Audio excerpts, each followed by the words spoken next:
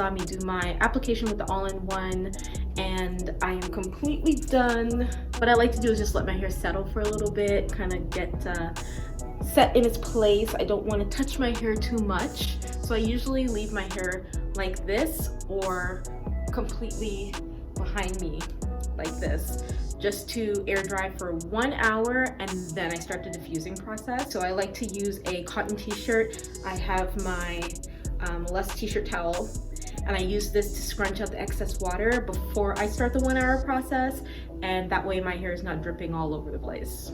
So after this hour has passed, I will come back and show you how I diffuse my hair to get those voluminous results. Okay, so I'm back. Now I'm going to start the diffusing process. I tips for diffusing, I like to have an invisible part. I don't part my hair, but I like to work in sections because I don't want my hair blowing all over the place. So what I like to do is just cup it and just work in each quarter section, like how I apply my products. So I'm gonna use the first setting. So I'm gonna click it down 1 time, and I'm gonna use the middle setting for the heat. I'm gonna get started and you'll see exactly how I do it.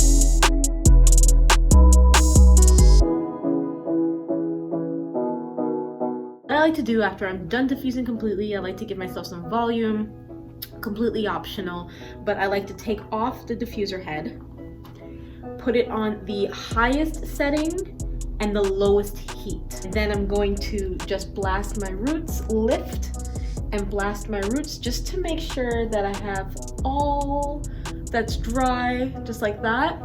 And then I'm gonna fluff it out.